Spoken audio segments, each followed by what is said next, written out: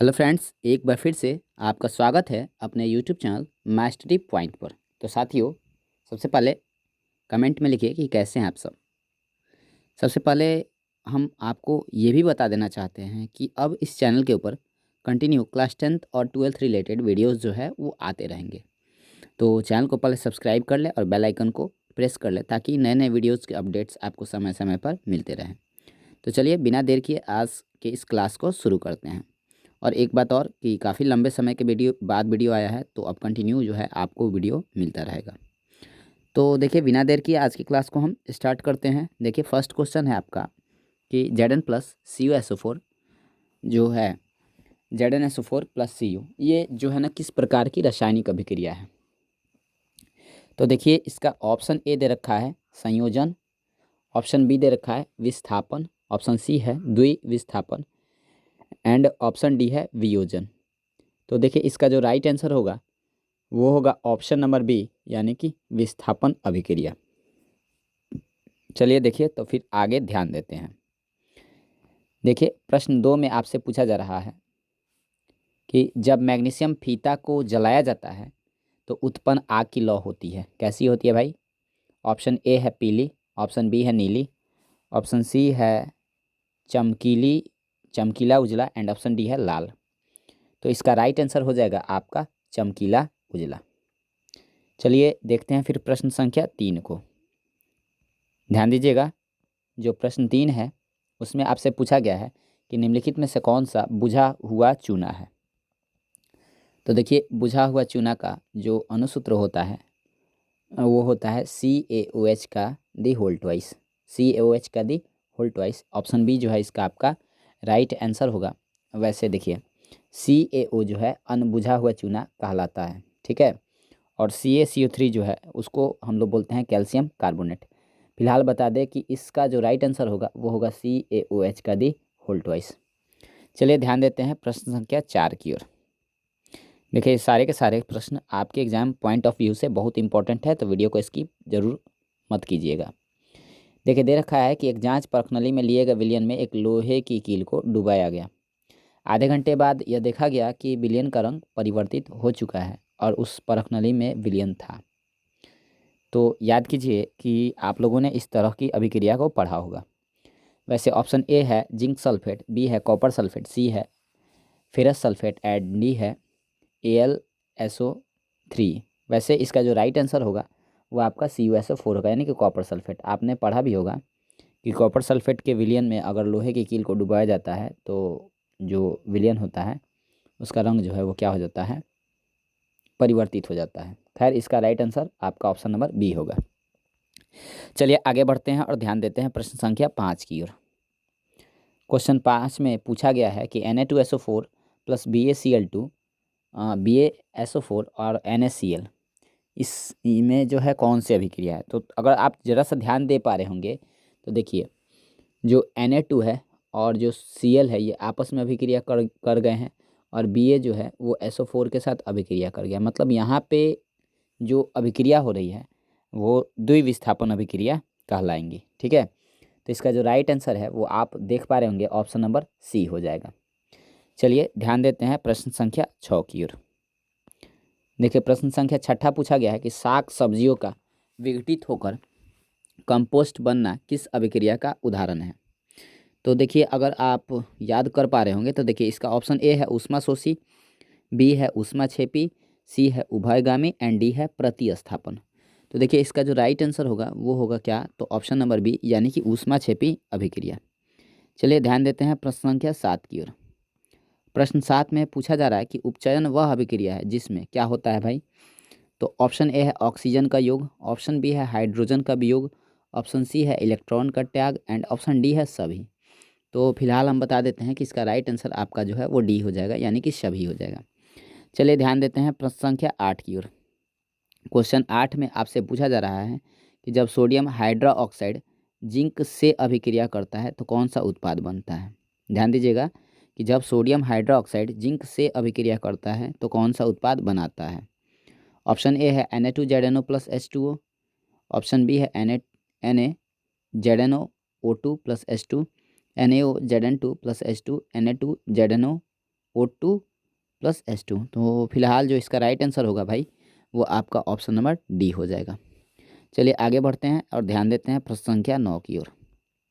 देखिए क्वेश्चन 9 में आपसे पूछा जा रहा है कि CuOH2 Cu जो है कॉपर ऑक्साइड जो है वो हाइड्रोजन गैस के साथ अभिक्रिया करता है। माफ़ कीजिएगा, इसका जो प्रश्न है वो कुछ इस तरीके से है, Cu प्लस H2 यानी कि कॉपर जो है वो हाइड्रोजन से अभिक्रिया करता है, तो उसमें कॉपर जो है एक साइड अलग हो गया और जल जो है वो एक साइड अलग हो गया है।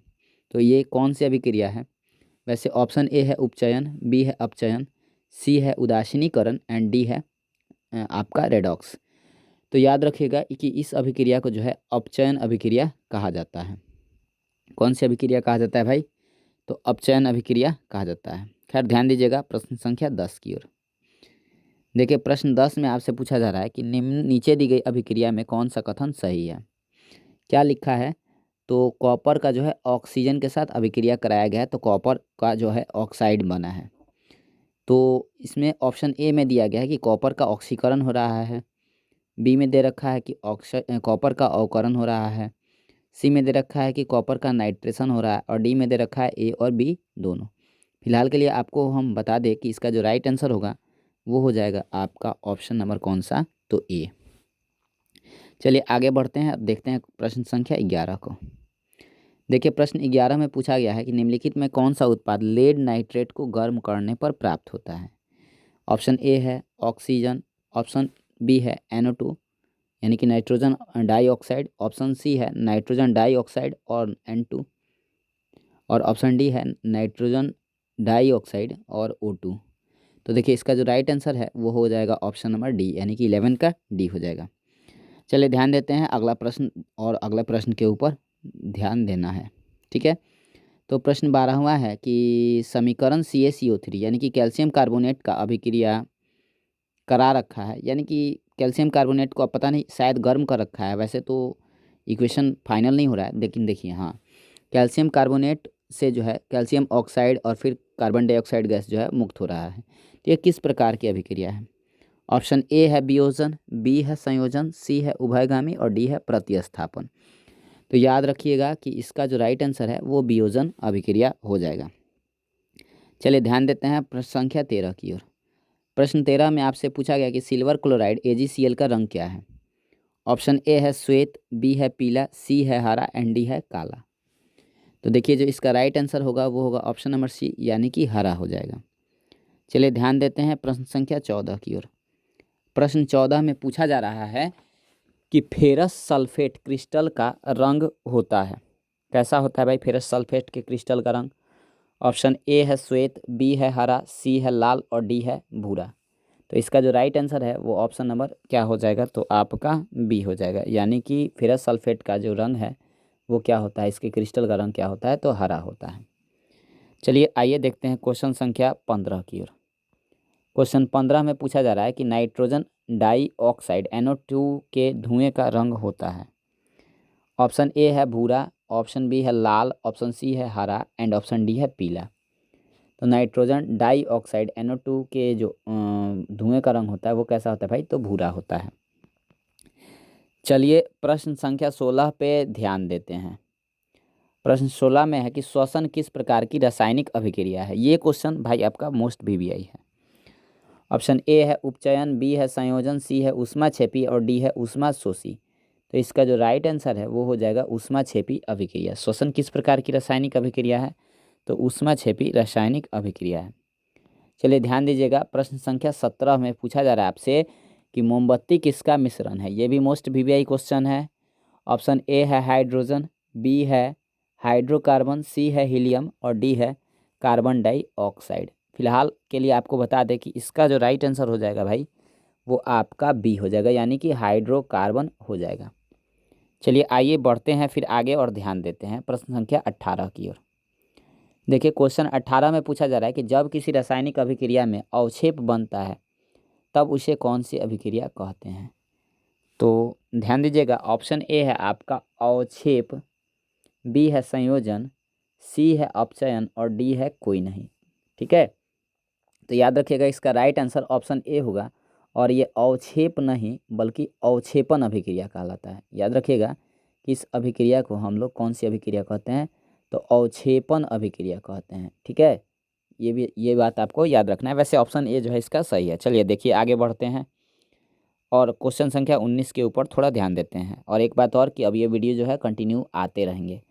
अब क्वेश्चन 19 में पूछा जा रहा है कि रासायनिक अभिक्रियाओं को व्यक्त किया जाता है। ऑप्शन ए है संकेतों के रूप में, बी है अनुसूत्रों के रूप में, सी है समीकरणों के द्वारा, एंड ऑप्शन डी है सरल सूत्रों के द्वारा। तो भाई देखिए इसका जो राइट आंसर होगा वो होगा ऑप्शन नंबर सी, यानी कि समीकरणों के द्वारा।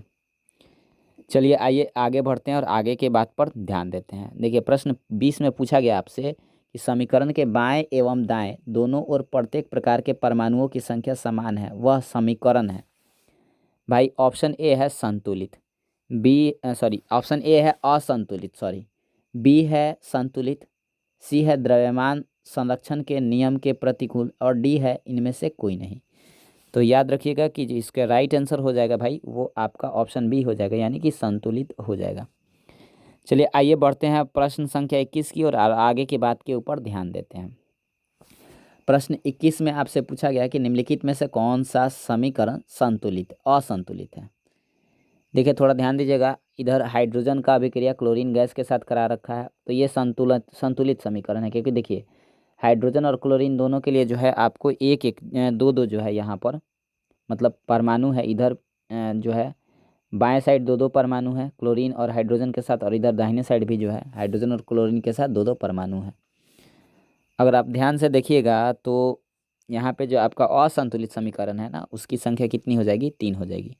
जैसे देखिए लेड है और जो है ना नाइट्रेट है, तो यहाँ पे नाइट्रेट के साथ अगर देखा जाए तो परमाणु की संख्या 3 दूनी कितनी हो जाएगी, 6 हो जाएगी।